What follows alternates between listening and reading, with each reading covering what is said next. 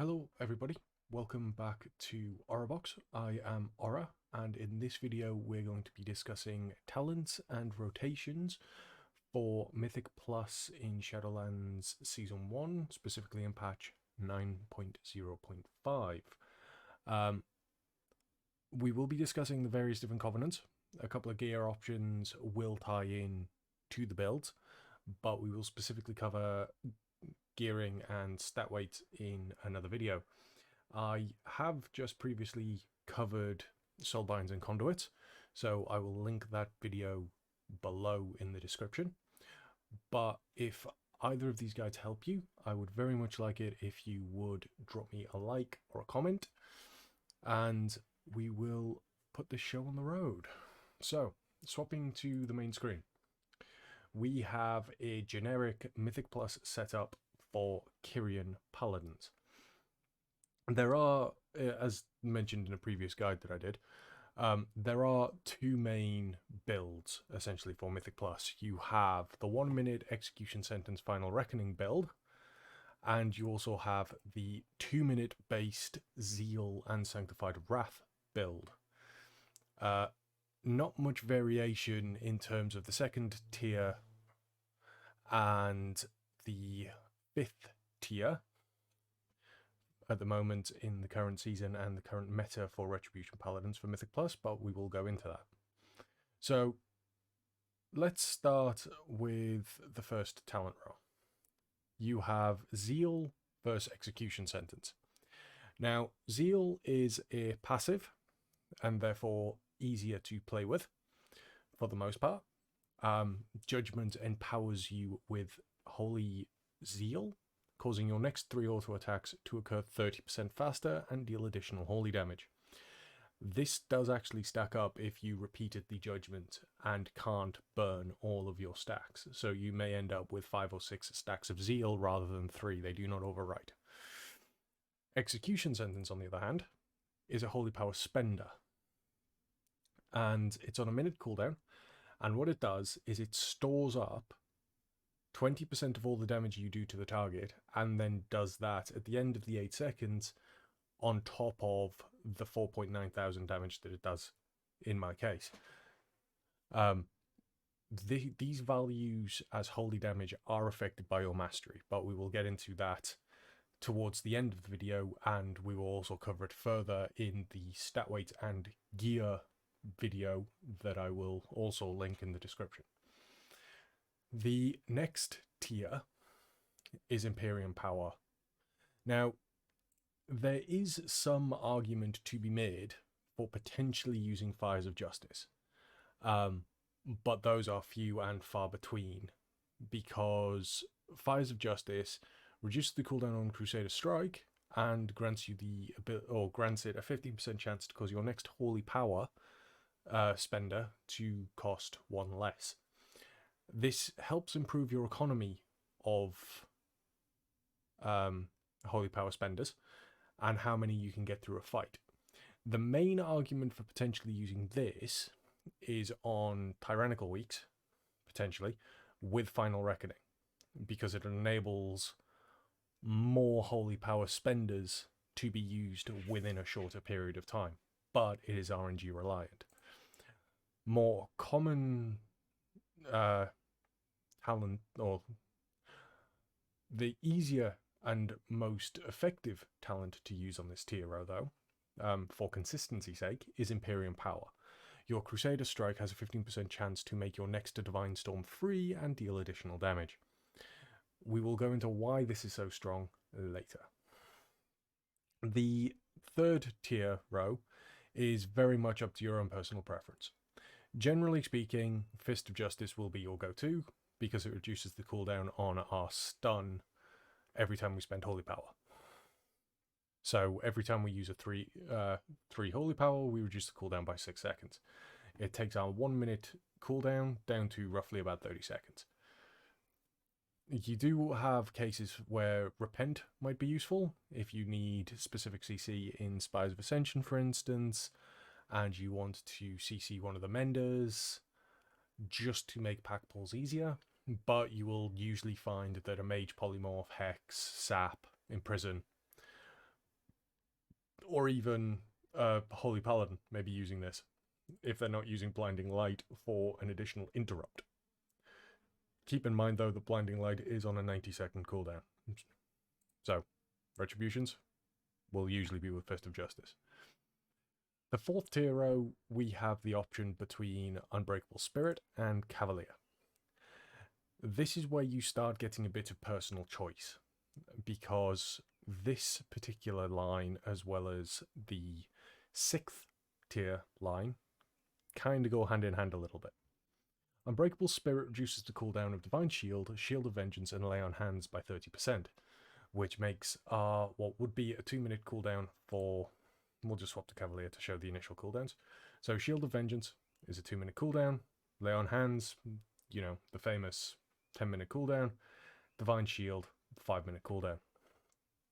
But swapping to Unbreakable Shield, we'll see that it becomes a 1.4-minute cooldown for Shield of Vengeance, a 3.5-minute cooldown for Divine Shield, and a 7-minute cooldown for Lay on Hands.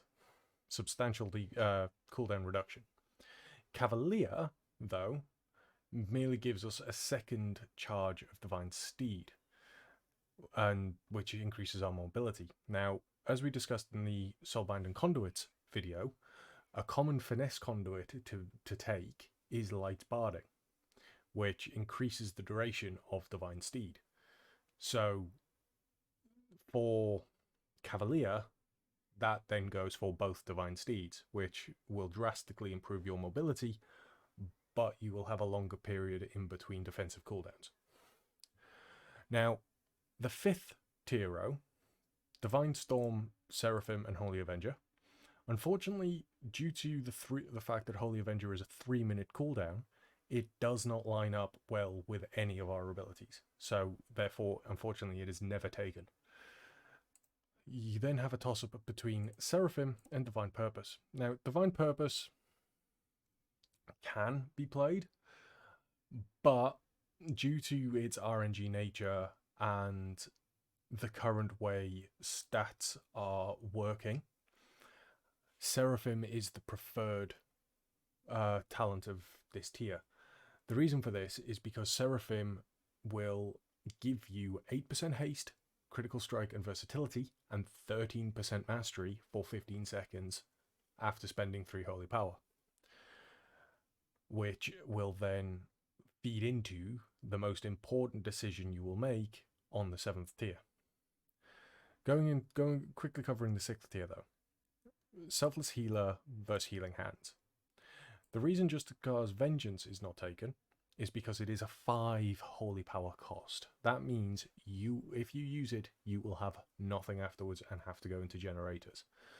Now, just because Vengeance itself doesn't do that much damage, really, and in order for it to do the most damage possible, you need to do it on a stunned target, which then starts bringing implications of potential DR stuns and things like that within a Mythic Plus setting. So, Selfless Healer. Your holy power spending abilities reduce the cast time on Flash of Light and increase its healing done by 10%, stacking up to 4 times. From a solo play standpoint, or someone that is focused primarily on themselves, Selfless Healer is quite good. It does the job. It'll give you strong Flash of Lights when you need them personally, and they will be instant cast. However, my recommendation would be to use Healing Hands. The reason for this is twofold. The first is the cooldown reduction that it gives to Lay on Hands if you use it on a target with low health. It's such a case that if you use it on a target that is below, say, 20% health, whether it be the healer, the tank, yourself, doesn't matter, you can reduce the cooldown of Lay on Hands from the 7 minutes if you're using Unbreakable Spirit, or the 10 minutes if you're using Cavalier, down to a 3-4 minute cooldown, respectively. So Lay on Hands then becomes a 3-minute cooldown that you can use to get people out of a pinch, which is incredibly strong when you consider that that's potentially every 3rd pack or every 4th pack, and you will have it up for every boss regardless, and you will always have that option to bail somebody out. The second part of Healing Hands and why it's so strong is Word of Glory's healing is increased by up to 100% based on the missing target's health. In terms of numerical values, this means I have had periods where I have Word of Gloried someone in an off heal, and my Word of Glory has healed for 21 to 22k health. Which, given the fact at 222 item level, my paladin has 38.9k health without a priest buff.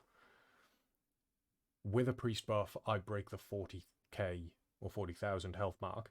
Having a 21k Word of Glory heal, that's 50% of someone's health pool for 3 holy power. Granted, those are crits, but I am still getting 20 to 30% of someone's HP in off healing when it's required with a group if things go wrong. Now, briefly recovering the conduit discussion. Again, for anyone that hasn't watched that video, please do. It will help further explain a few things as we go on.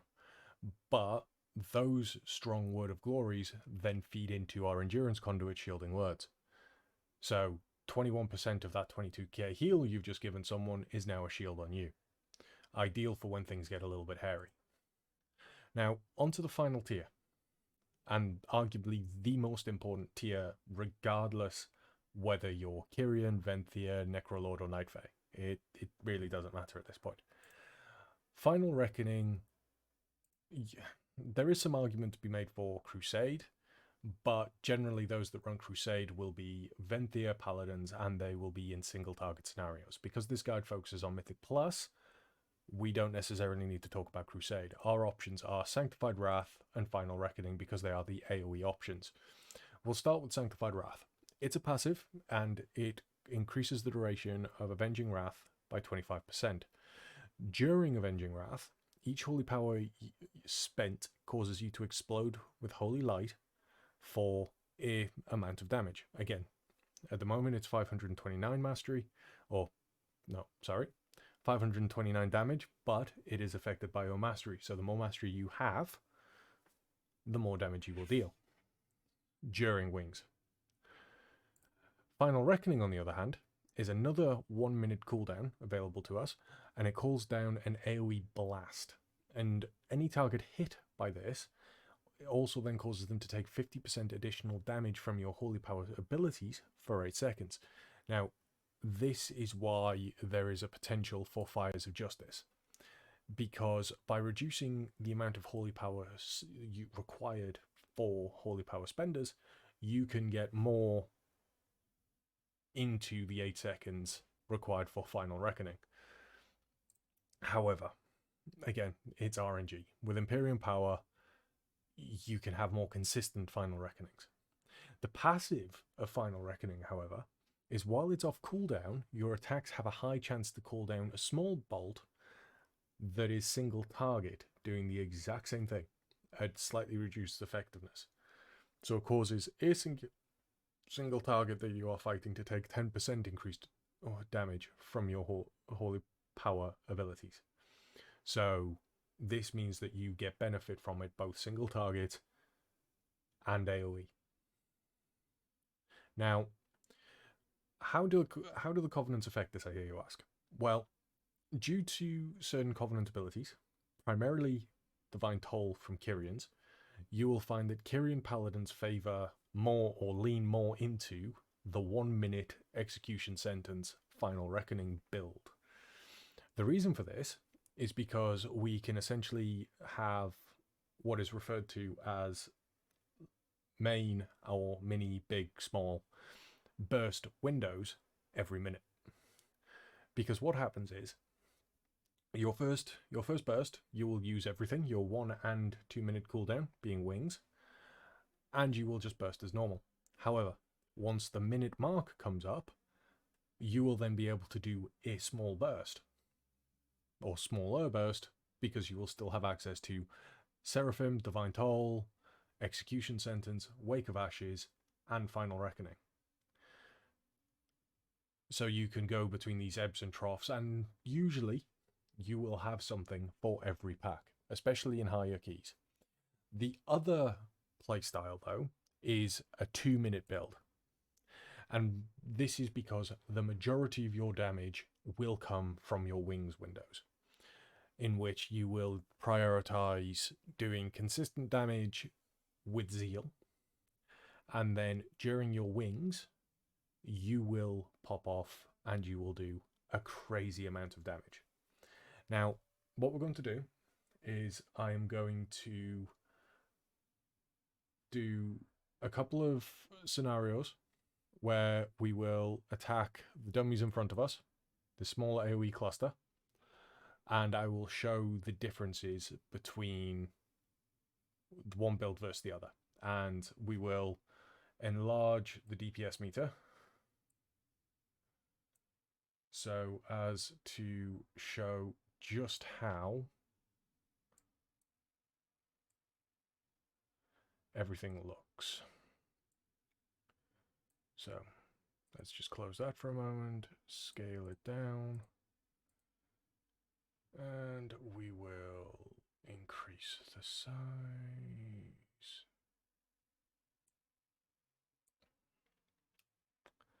Right, window body, scale. So, a little bit bigger and easier to see. So, we will refresh, reset the user data. We'll close this. And for the first example, we will do the 1-minute Kyrian build. Now, one thing that will be said for this rotation is a little bit of patience is ideal. I will try to talk through it as I go. So, on the opener, you've got all your cooldowns. Everything's fine. The tank's about to roll in. So you will run in with the Tank and Judgment, Blade of Wrath, and then 2 Crusader Strikes. You're now at 5. Now you could immediately Seraphim, but you kind of want to leave it until you've got a generator back, Execution Sentence with Final Reckoning, Divine Storm, Divine Toll, Rejudgment, and just carry on the rotation as you would normally.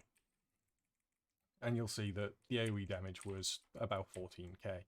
Wasn't ideal, could have been done a little bit faster had I not been talking while trying to do it. Now, obviously, you can see that we no longer have any cooldowns. So you just go through your standard AoE rotation, prioritizing Divine Storm when you've got 3 Holy Power, dropping your Consecration, and just generally waiting. Usually by this point your other teammates will be popping off and doing everything else. But as you can see, we have Seraphim back and we have Wake of Ashes. But as a Kyrian, you will hold for Divine Toll and your other 1-minute cooldown abilities, because at this point you're stacking. So we're now at 5 Holy Power, everything's back. Seraphim, Crusader Strike, Final Reckoning, Execution Sentence, Wake of Ashes, Divine Storm, Divine Toll, Divine Storm, Judgment, Divine Storm. And again, picking up the blue orbs because it increases our mastery, and you can rinse and repeat because in a minute's time, or in 33 seconds, we will have wings back.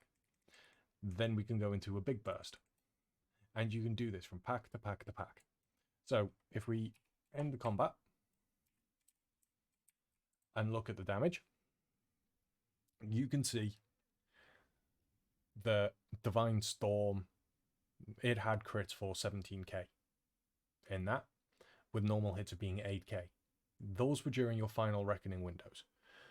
Final Reckoning itself, the 2 casts we did, had 2 casts, 10 hits.